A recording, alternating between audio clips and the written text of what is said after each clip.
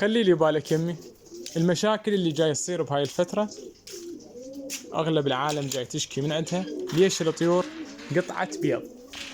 الطواير ما جاي تبيض بهاي الفترة. أول شيء وأول سبب هو أنه تغيير درجة الحرارة، تغيير الجو. والسبب الثاني أكو طواير أو أكو طيور عامة هسه يلا بدت الذبريش. شوفوا لي هاي الطيرة، هاي الطيرة هسه بدت الذبريش.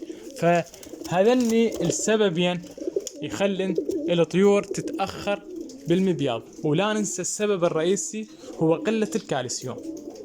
فبهاي الفترة ضروري أقدم الكالسيوم للحمام باستمرار، اللي هو الحلبة المطحونة، تتخلى بكبسول فارغ وتتبلع للطواير.